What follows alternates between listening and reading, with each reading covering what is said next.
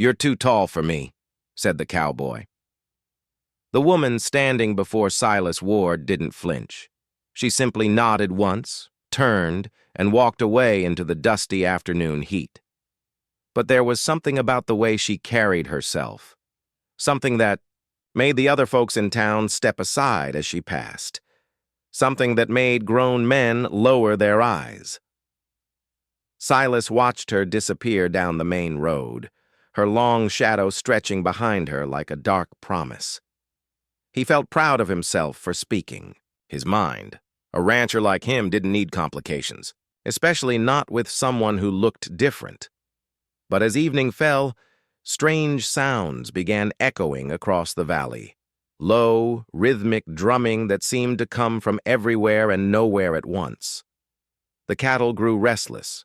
His horses paced nervously, in their stalls, ears twitching toward the distant hills, and then Silas saw them, silhouettes moving along the ridge line, dozens of them, too many to count in the fading light. They weren't approaching, not yet. They were just watching, waiting. The drumming stopped. In the sudden silence, one thought hammered in Silas's mind. What if that woman wasn't just anyone? What if she was someone the entire Apache nation would come looking for? The morning had started like any other at Ward Ranch. Silas checked his cattle, mended a broken fence post, and rode back to town for supplies. The general store was busy with the usual faces, farmers, ranchers, and travelers passing through on their way to bigger settlements. That's when she walked in. She stood nearly a head taller than most men in the store, her long black hair braided down her back, wearing simple clothes that marked her as Apache. But it wasn't just her height that made everyone notice.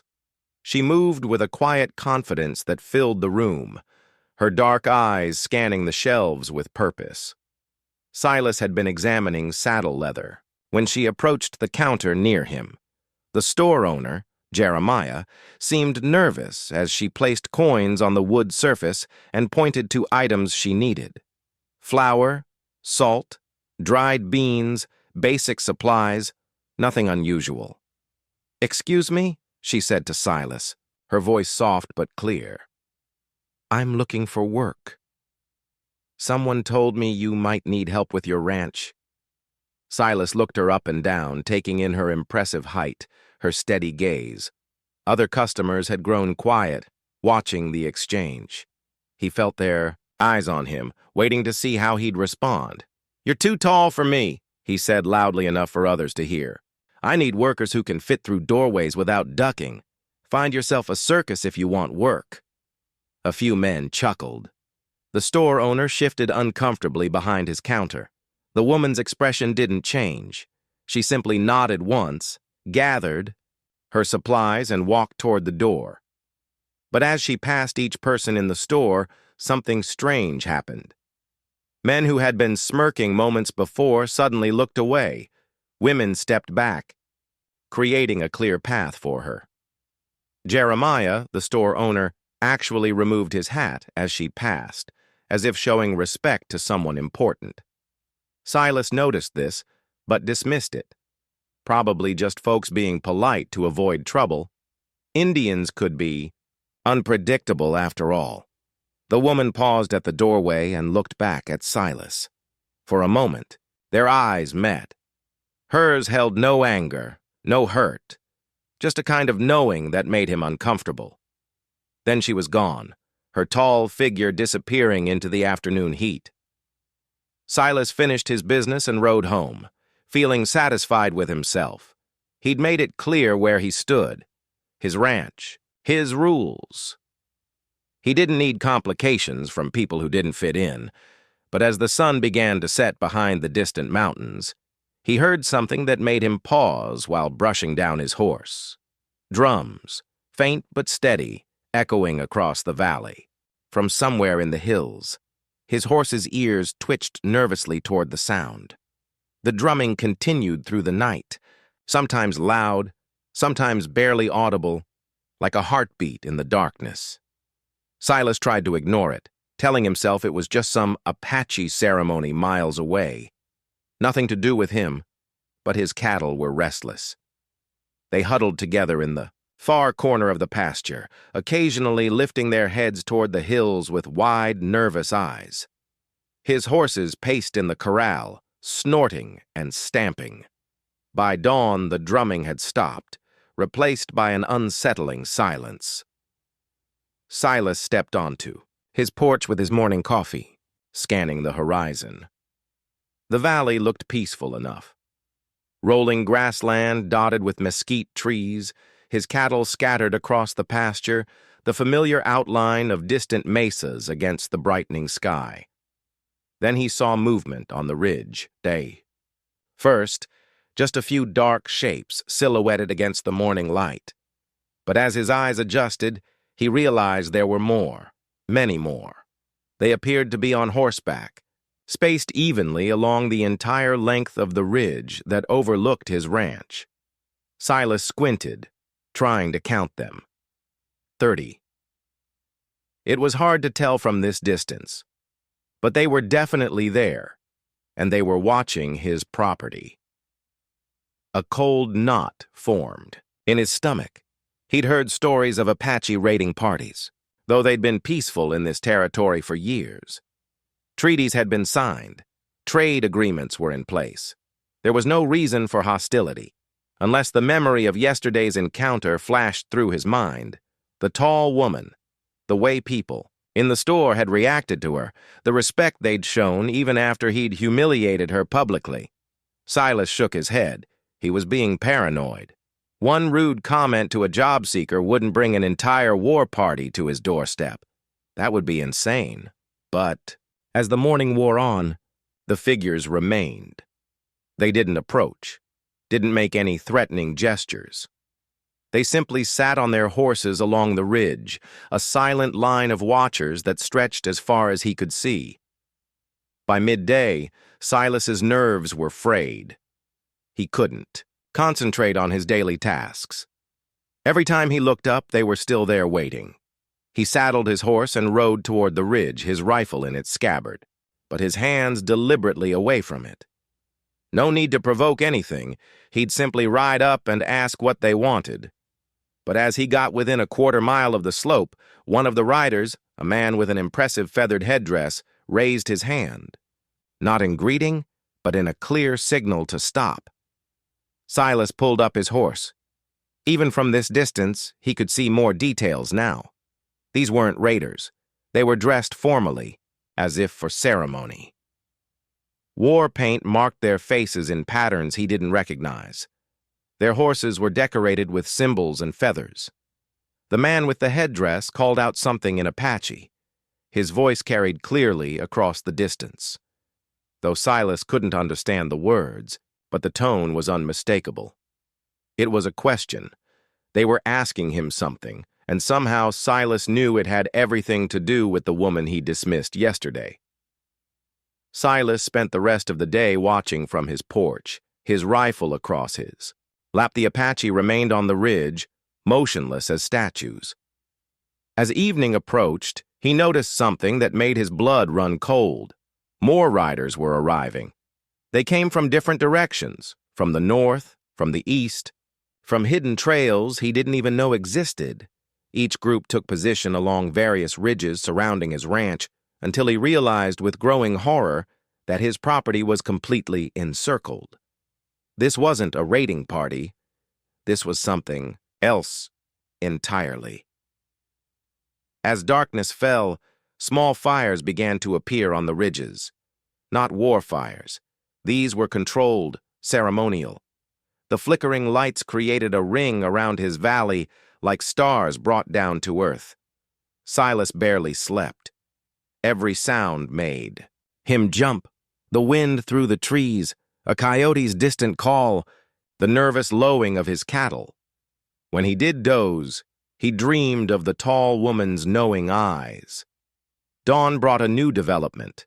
A single rider was approaching his ranch house, moving slowly down the main trail. As the figure drew closer, Silas could see it was an elderly Apache man, unarmed, carrying what appeared to be a white cloth tied to a long staff, a flag of truce. Silas grabbed his rifle and stepped onto his porch, but kept the weapon lowered. The old man rode to within speaking distance and dismounted with the careful movements of someone whose joints had seen many seasons. "You are Silas Ward," the man said, in clear English. It wasn't a question. "I am. What do you want?" The old man studied him with eyes that seemed to see everything. "Yesterday you spoke to someone. You told her she was too tall for you." Silas's mouth went dry. "So you do not know who she was. Should I?" The old man was quiet for a long moment, as if deciding how much to reveal. "She is Ayana. In your language, this means eternal blossom. She is daughter of Chief Running Bear. She is also," he paused, choosing his words carefully, "she is promised to marry the son of Chief Ironhawk, whose territory lies beyond the eastern mountains." The implications hit Silas like a physical blow. A chief's daughter, someone promised in marriage to unite two powerful tribes, and he had humiliated her in front of a store full of witnesses. "I didn't know," Silas stammered. "No, you did not know. But ignorance does not erase insult. She came to your people's town in peace, seeking honest work before her marriage ceremony. You made her feel small in front of your people. You made her people feel small." The old man gestured toward the surrounding ridges, where hundreds of warriors waited in the morning light. "Chief Running Bear has called for counsel. Chief Ironhawk has answered. Both tribes now ask, what kind of man speaks so cruelly to a woman who has done nothing? Wrong? What kind of people allow such disrespect to go unanswered?" Silas looked around at the assembled tribes, finally understanding the magnitude of his mistake. This wasn't about one insult to one person.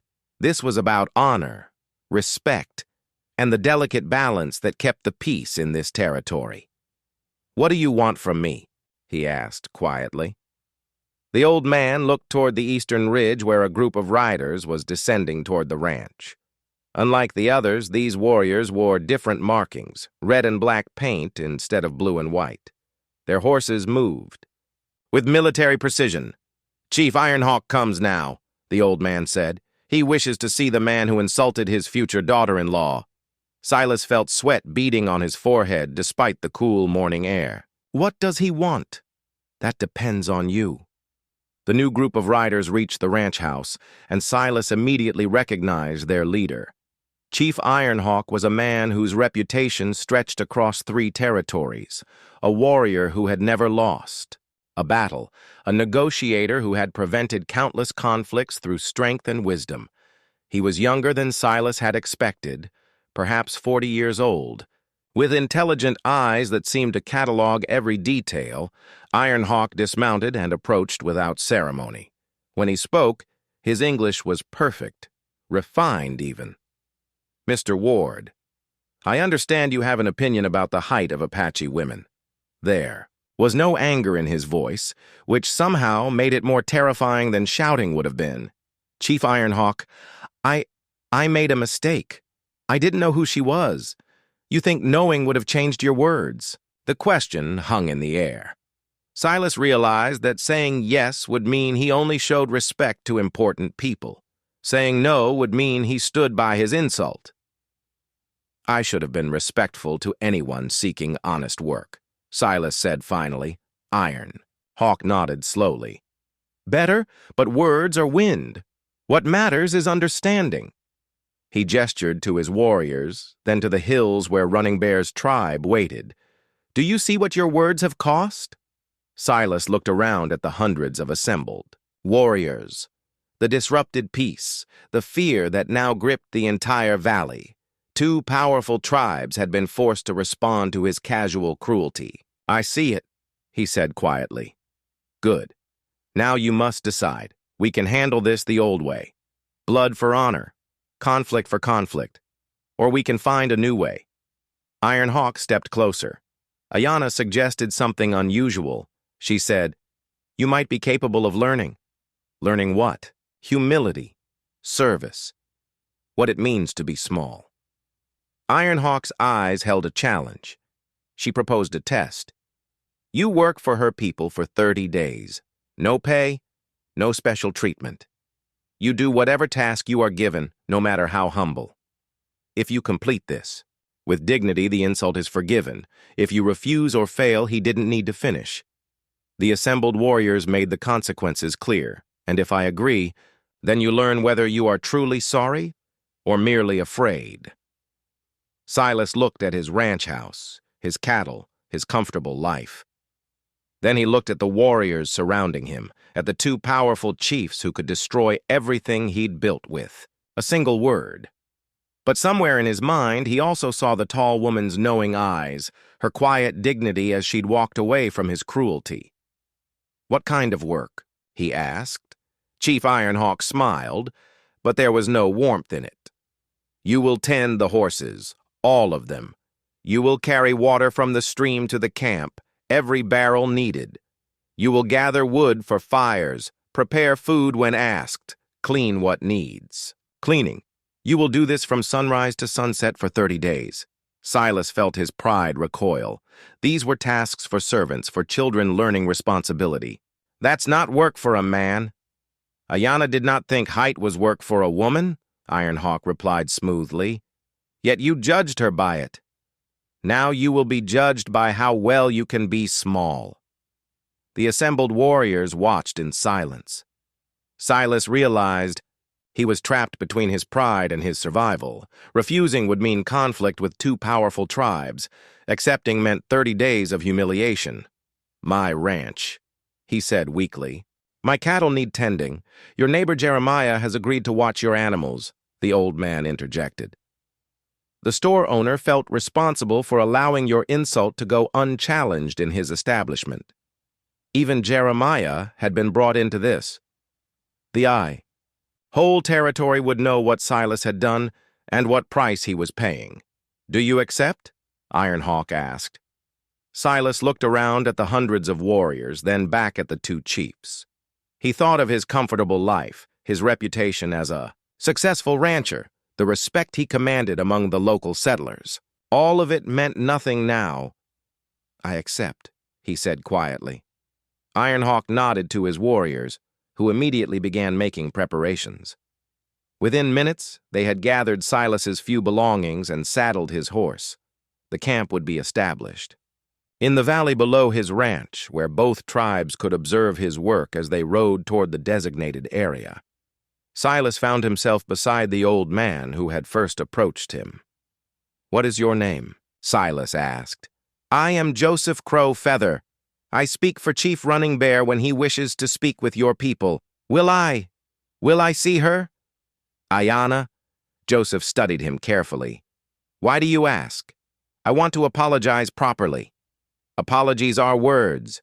Your 30 days are actions." "We will see which speaks louder." They reached the campsite as the sun reached its peak. Immediately, Silas was handed a pair of water buckets and pointed toward a stream a quarter-mile away.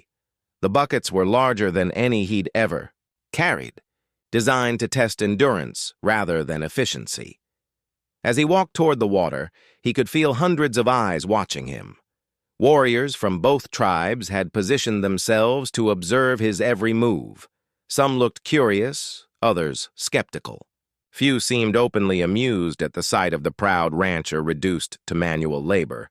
But it was one pair of eyes he didn't see that troubled him most. Where was Ayanna? The first day nearly broke him. By noon, Silas's back ached from carrying water buckets that seemed to grow heavier with each trip. His hands were raw from gathering firewood. His knees scraped from crawling under horses to check their hooves. Tasks that would normally be shared among several people were given entirely to him, and through it all, the warriors watched. Some offered quiet criticism when he did something incorrectly. The wrong knots for securing loads, inefficient routes to the stream, clumsy handling of the horses. Others simply observed in silence as if he were an unusual animal they were studying, but Ayanna was nowhere to be seen. As evening approached, Silas was given one final task, preparing the fire pit for the evening meal. His muscles screamed as he arranged stones and kindling, his movements clumsy from exhaustion. That's when she appeared. Ayana walked into the camp as quietly as she had left the store, her tall frame casting a long shadow in the firelight. She wore traditional dress now, soft leather decorated with beadwork that caught the flame's glow. Her hair was braided with feathers and small ornaments that marked her status. She looked like what she was, the daughter of a chief, a woman of importance and dignity. She glanced at Silas briefly, then spoke to Joseph Crowfeather in Apache. Their conversation was short, but Silas caught the sound of his name mixed with words he didn't understand. Joseph nodded and approached Silas. Ayana wishes to know how you find the work. Silas straightened, wiping sweat from his forehead. This was his chance to apologize, to explain himself. Tell her I'm sorry. Tell her I was wrong and stupid. Joseph held up a hand. She did not ask for apologies. She asked how you find the work. Silas looked at Ayana, who watched him with the same calm expression she'd worn in the store.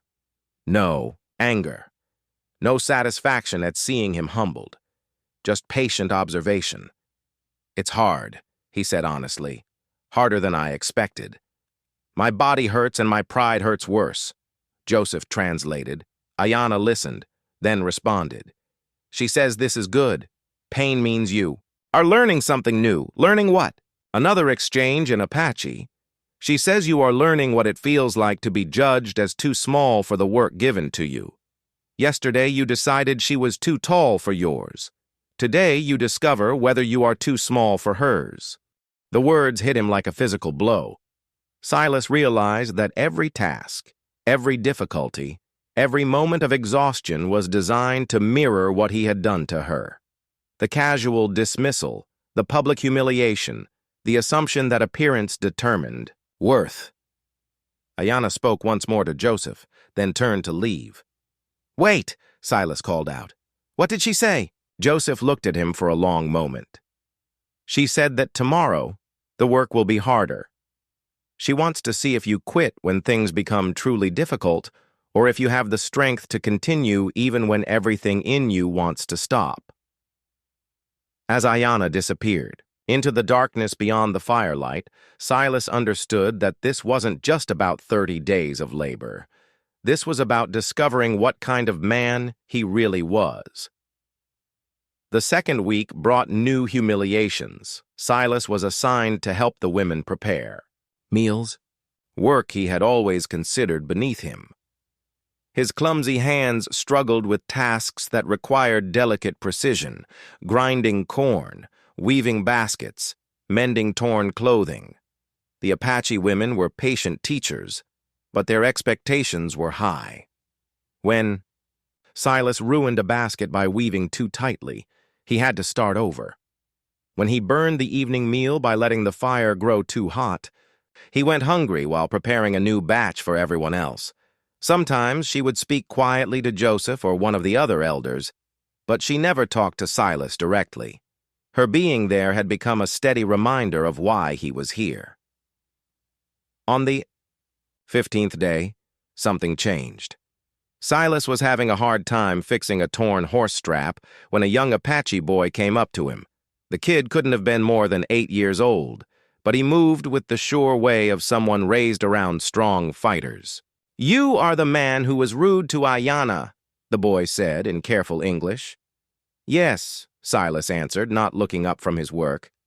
My father says you are learning to be smaller. I suppose I am. The boy watched Silas's messy tries at the leatherwork for several minutes. Then, without being asked, he knelt beside him and started showing the right way. Like this, the child said patiently. The leather must bend, not fight. As they worked together, Silas realized something amazing was happening. This kid, who had every reason to see him as a bad guy, was treating him with simple kindness. No judging, no meanness, just a wish to help someone who was having trouble. What is your name? Silas asked. Little Eagle. Ayana is my cousin. Silas's hands stopped on the leather. Does she speak of me? Little Eagle thought about this seriously. She says, "You are like a horse that has never been broken, very proud, very strong, but not yet useful. She wonders if you can learn to carry weight without bucking." And what do you think? The boy looked at Silas's work with the sharp eye of someone much older. "I think you are trying. That is more than many would do." Over the following days, other people in the tribe started talking to Silas more normally. Not as a bad guy being punished, but as someone really trying to learn their ways. They fixed his mistakes without making fun, shared tricks that made his work easier, included him in talks around the evening fire. But it was Ayana's kept-away way that bothered him most. On the 20th day, Silas finally got the bravery to go to Joseph directly. "Why won't she speak to me?" he asked. Joseph looked up from the arrows he was putting feathers on. "Would you speak to someone who had insulted you so openly if they were trying to fix it?" "Yes." "Are you? Or are you just trying to skip the results of what you did?" The question stopped Silas cold.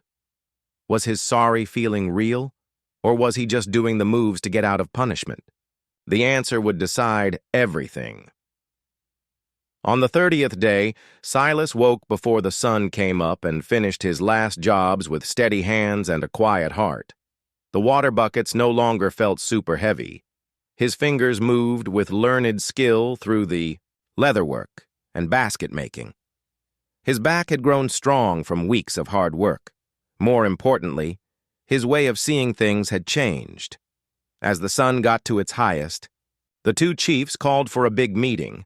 Fighters from both tribes gathered in a large circle with Silas standing in the middle.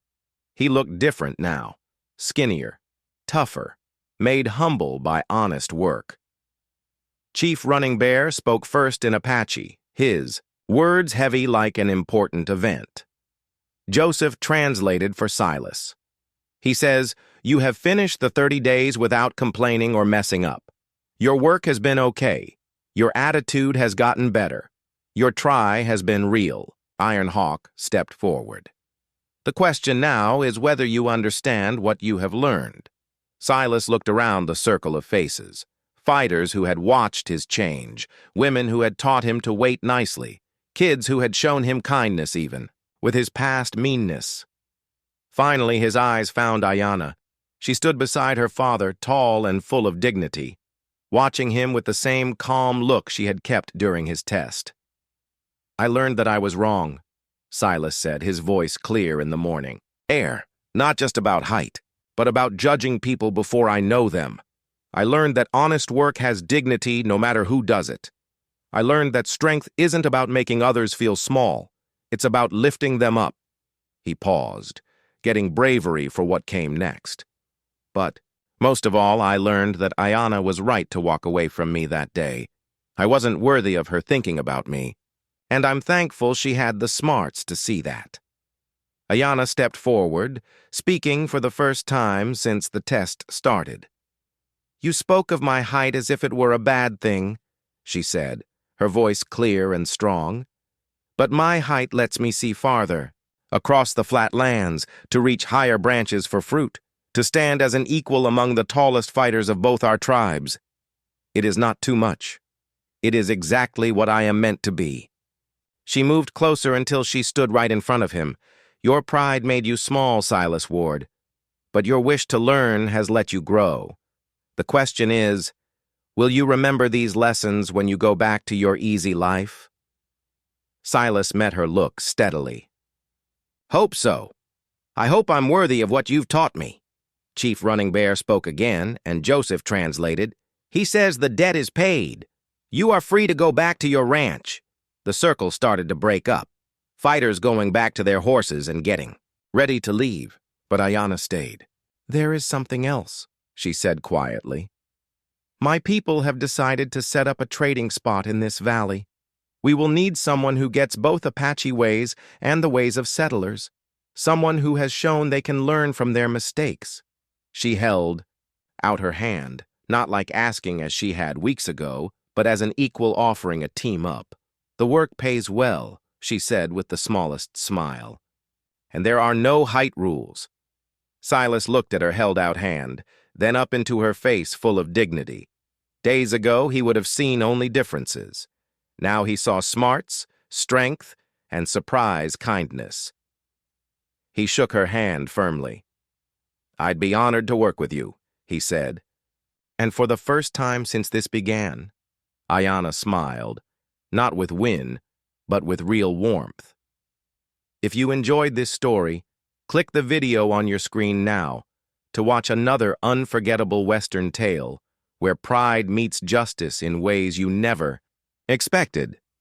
Don't forget to subscribe and consider a super chat to help us keep bringing you more stories like these. Your support means everything to us.